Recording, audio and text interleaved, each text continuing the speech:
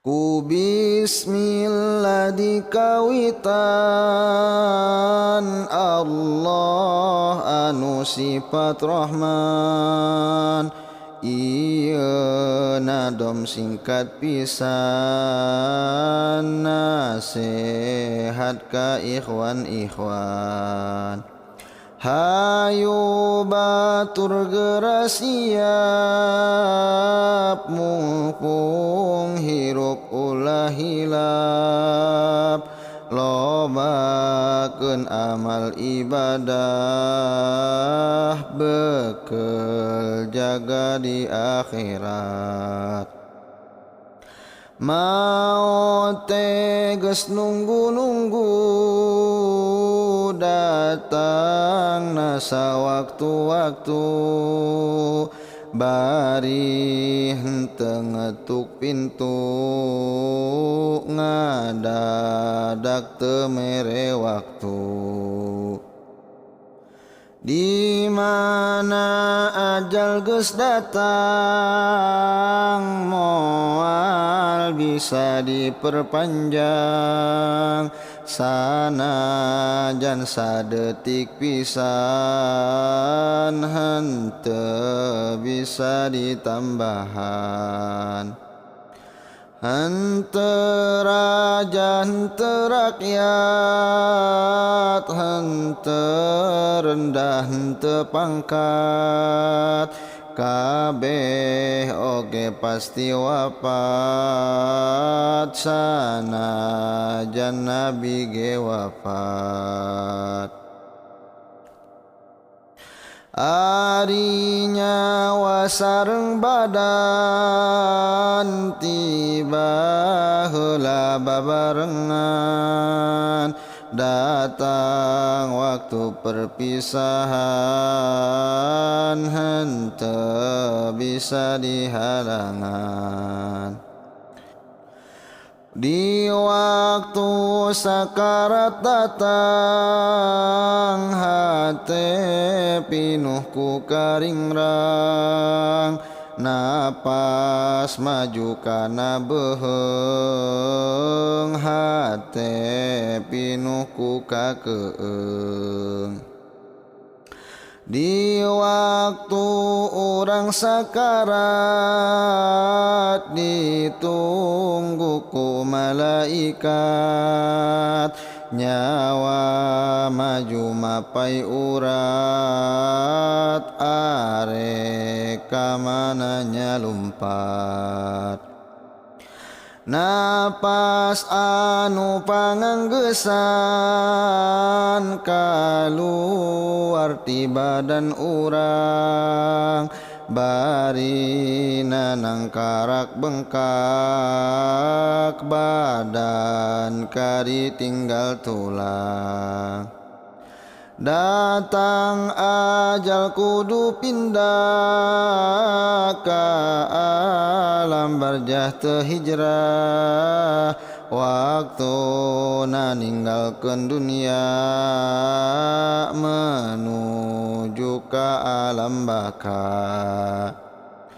Harta benda teu dibawa, duit dolar sawah lega. Menang ngumpulkeun baheula bari meakeun tanaga. Usaha mati-matian bari ngarempak larangan. Harta jadi kasombongan ngahina kaduduluran.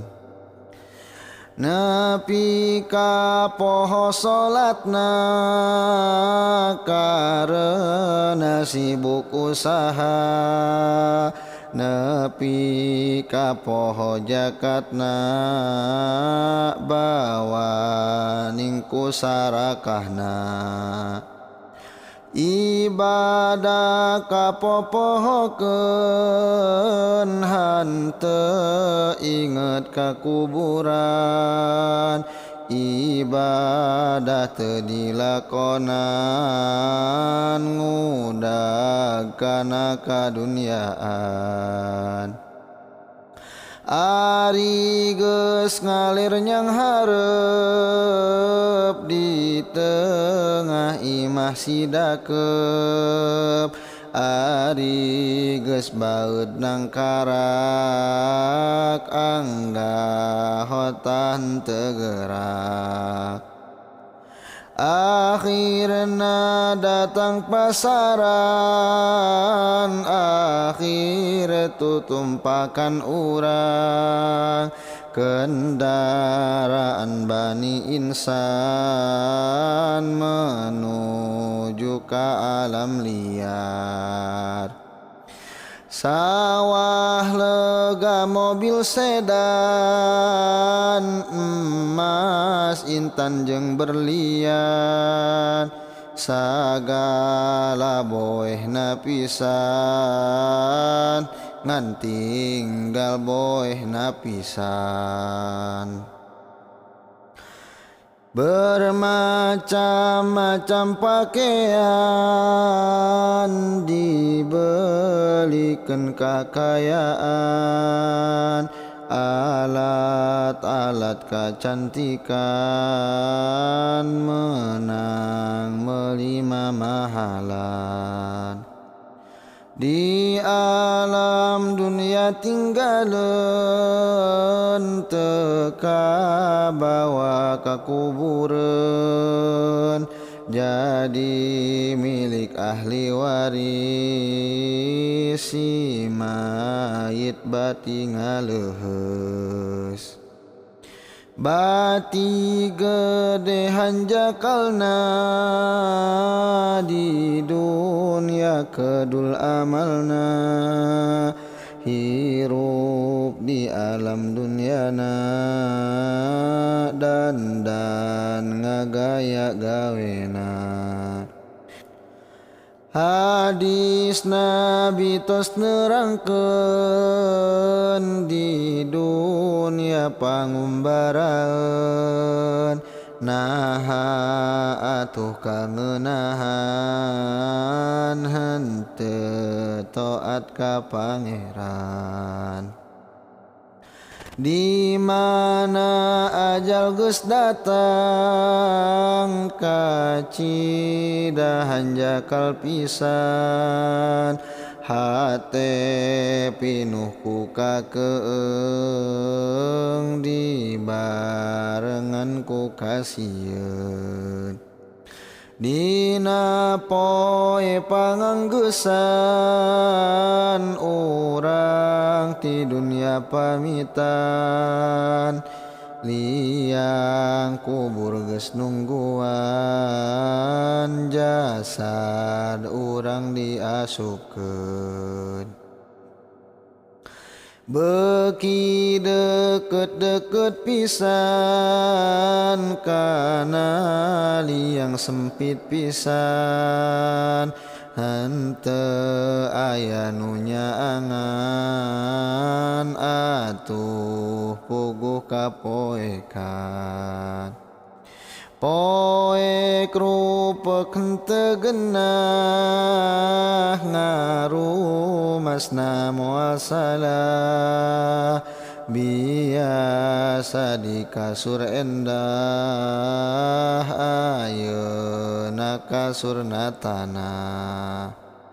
Babaturan jeung kenalan, sobat-sobat handetolan, teu aya nu ngabaturan di kuburan teh sorangan. Mana harta banda urang nu di ala peuting beurang, mana anu rek ngabela naha diantep kaula. Kacida teh hanjakalna henteu amal di dunyana, sing horeng nu manfaatna loba amal ibadahna nurutkeun hawa nafsuna dugi ka akhir hayatna kedul taat di dunyana ayeuna kari susahna bongan melit baretona ka ulama teu nurutna bongan bareto teu salat ka ulama henteu taat ka ulama karasana maneh teu daek ngajina ayeuna geura rasakeun azab kubur jeung siksaan bari jawab pertanyaan mungkar nakir rek nyoalan lamun teu bisa jawabna malaikat ngagebugna ku besi hurung panasna eta kitu siksaana angin jalma nu amalna loba taat di dunyana pasti senang di kuburna salamet di akhiratna caketan para ulama ulah jauh ti ulama anu jauh ti ulama bakal poekeun hatena buru-buru geura taat masing inget ka akhirat lobakeun maos sholawat supaya menang syafaat dugi ka dieu nasehat mudah-mudahan manfaat ka ikhwan jeung ka sahabat bekel jaga di akhirat sabab di poe kiamat moal aya nu nyapaat angingna Nabi Muhammad anu ngabela ka umat tapi Nabi henteu bisa engke di akhirat jaga ngabela ka umat manusia angin khatimul anbiya ngabela ka umat manusia angin khatimul anbiya